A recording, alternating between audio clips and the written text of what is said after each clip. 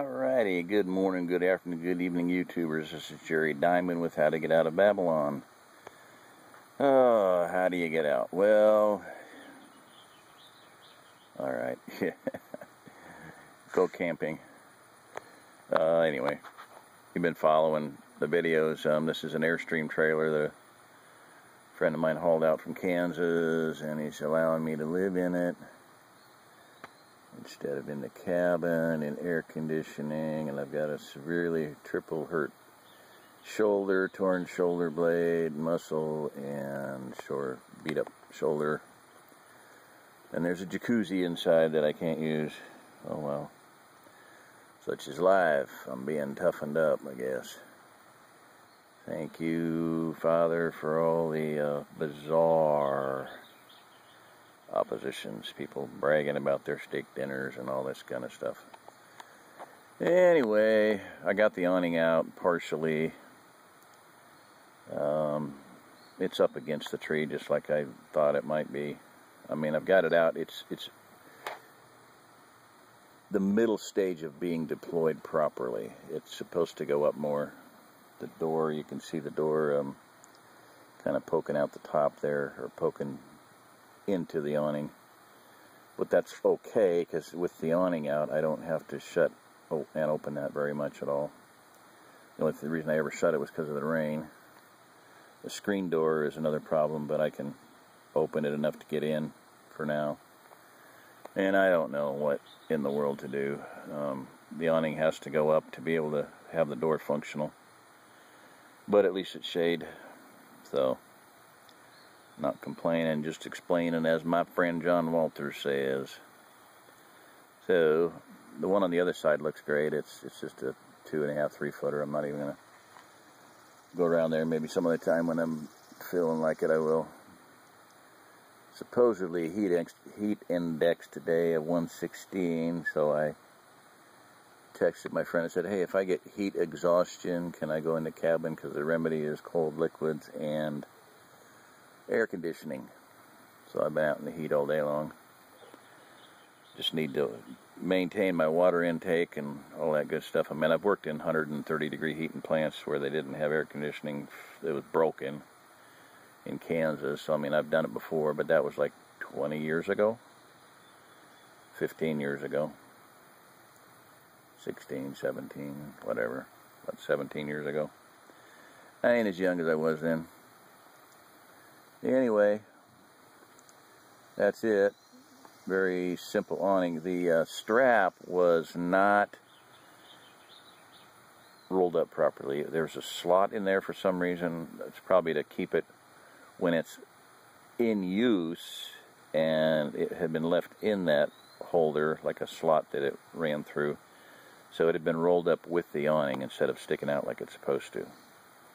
So that was the issue. And there was barely enough cord to tie I broke one piece off. There were 2 pieces. I only saw one of them, and I pulled on one and it broke. And then there was just enough left barely to tie a knot onto it with that paracord and be able to pull it out. So I got it done.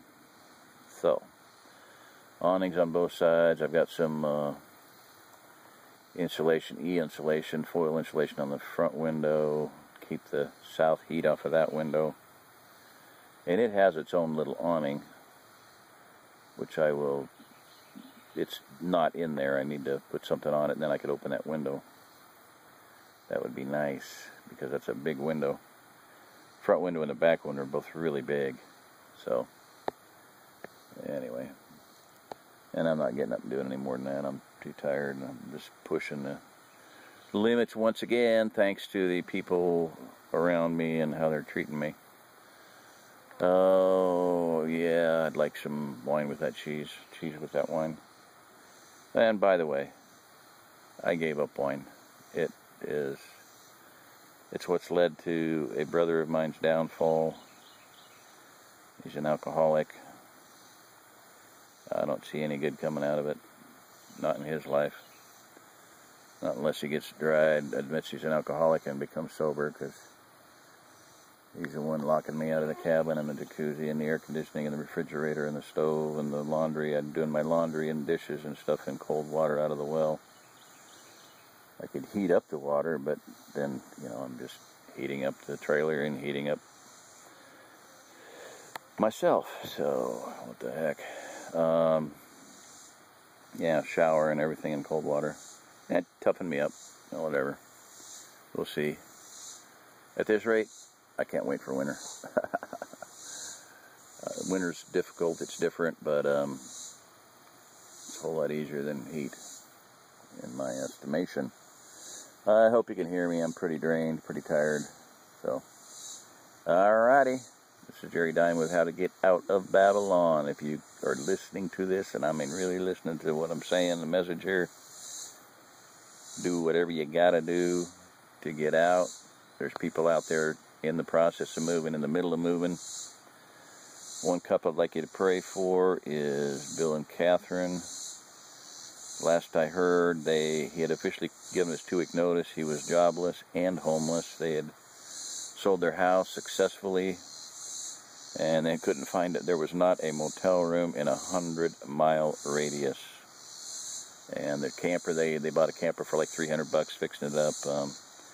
They're kind of in a stressful, very stressful situation. And they had to wait for the other half of the money for a week or so. So I have not heard back from them.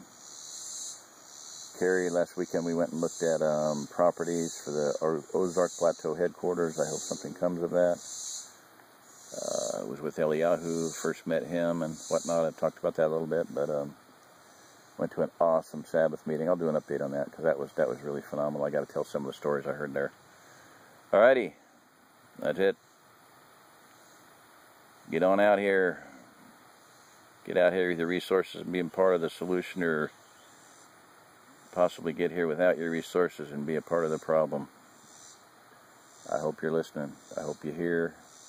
I hope you hear and listen and hear, people. God bless. Goodbye. Okay, turn off.